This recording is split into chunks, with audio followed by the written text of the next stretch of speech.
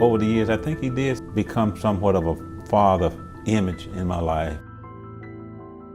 He would talk to me about relationships, he would talk to me about politics, he would talk to me about racial issues. He was the person that I would find myself going to for advice. Started with one property here. He got it going, and then they've continued to expand. He brought his sons into the business. And he's grown it to where it's the largest hotel operator in the Delta, maybe the largest in Mississippi. That's pretty an inspirational story. Dr. Chawla he's lived the American dream. He is actually a perfect example of someone coming to this United States and taking full advantage, and he appreciates the opportunities and has a real passion.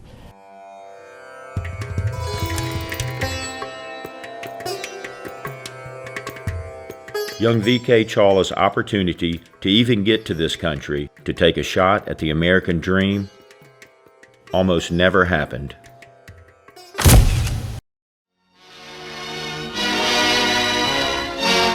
August the 15th, 1947, Independence Day for India. A subcontinent larger than the whole of Europe becomes two self-governing dominions within the British Commonwealth of Nations. In London, the flag... The historic partition of India was intended to separate Hindus, like V.K.'s family, from Muslim. But living in Punjab, the Chawlas were now in the new nation of Pakistan and surrounded by Muslim. During the past 200 years, the British gave India law and order. They built roads and railways. They irrigated the lands. But India's future welfare largely depends upon communal harmony. Stirred by intense religious passion, communal strife has shed much blood. It still continues. Can Hindus and Muslims live peacefully together? 9-year-old V.K. was the only Hindu boy in his school.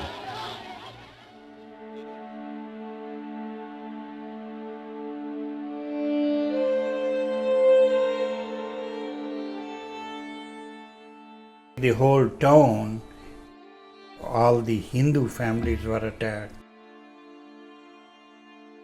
And you could hear the noises or the gun shooting, so on, that something's going on.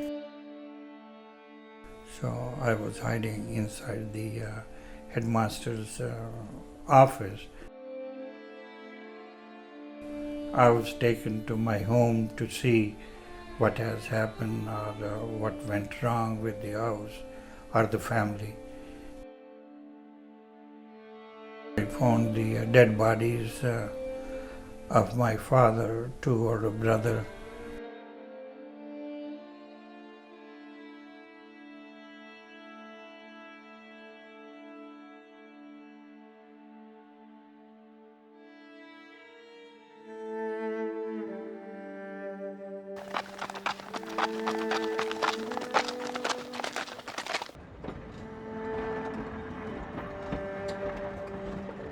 V.K.'s mother and sisters survived the Muslim attacks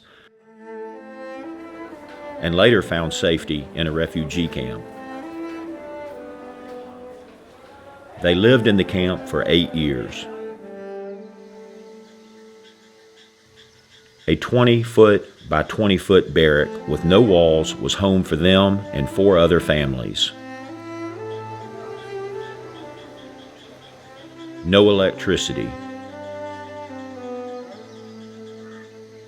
No indoor plumbing.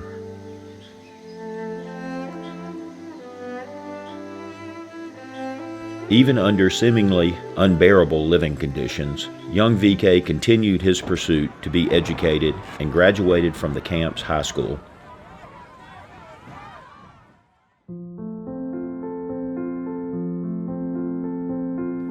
His high marks in school and his resourcefulness paved the way to the agricultural college, where he would relocate his family and earn a bachelor's and master's degree in chemistry. The Indian government awarded only 3 full-ride scholarships to study in Germany each year. One came to V.K. and later his doctorate as well.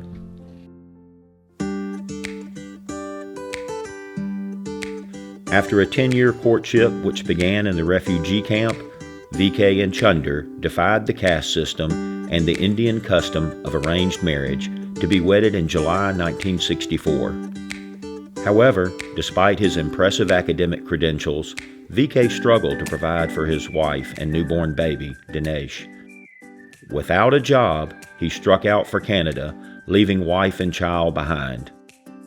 He had little more than his educated mind and an iron will to succeed. 2 years of struggle followed until he landed a salary job with the Canadian government as a scientist. The new position allowed him to reunite his family and welcome a second son, Suresh.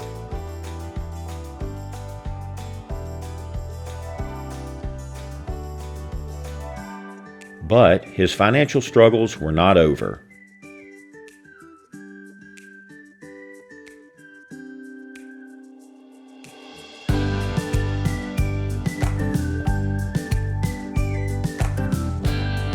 Ask anyone for their top picks of places to relocate and build a fortune, and you'd be hard-pressed to find Greenwood, Mississippi listed. But that was exactly where a college friend, Dr. Sethi, suggested he go. It took a while, but the Chawla family became immigrants one more time. Arriving in the summer of 1977, VK purchased a convenience store. The entire family put in untold hours, working 7 days a week, year-round. Dr. Chawla set his sights on a new dream: building a hotel in Greenwood. After more years of struggle, their Comfort Inn opened in 1989.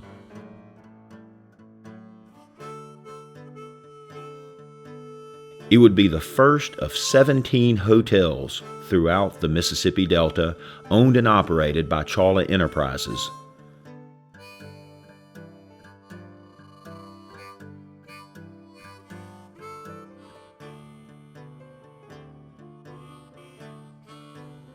The quest to provide a better life for his family was finally being fulfilled.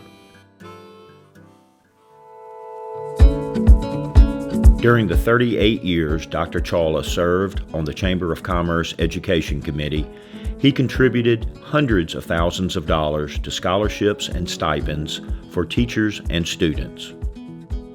From buying new outdoor equipment at Leflore County High School, financing a new science lab at Pillow Academy, and funding annual school-wide celebrations at all Greenwood public schools, Dr. Chawla became Greenwood and Leflore County's biggest champion of education.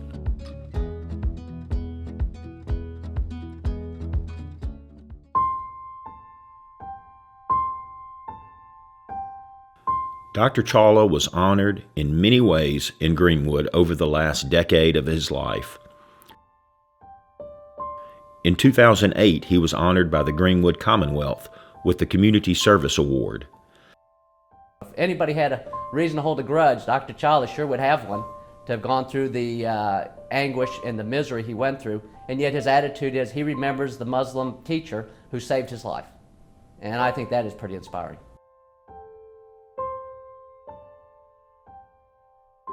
When my father passed away on May 24th, 2015, a resolution was read on the floor of the U.S. House of Representatives honoring him.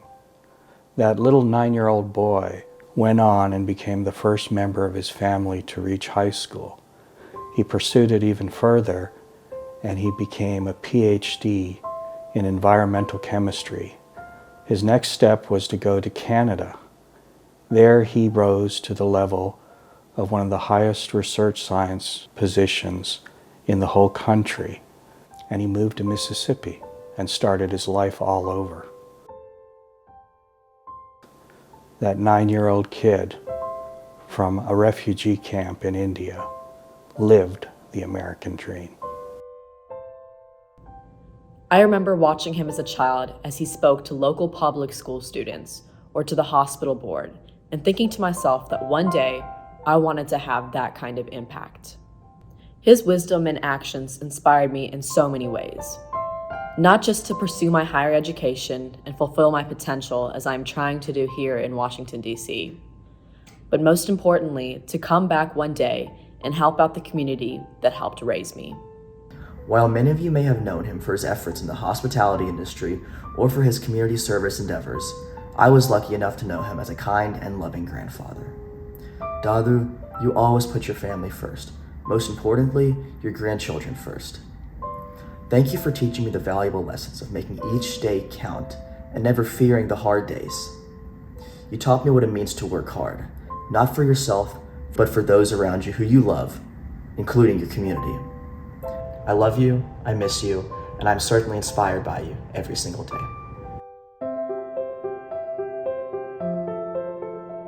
Being involved in the communities, helping the teachers and the students of the community who will be the future leaders of those communities, that is what my passion is, that's what my aim is, to give back to the communities whatever you could do.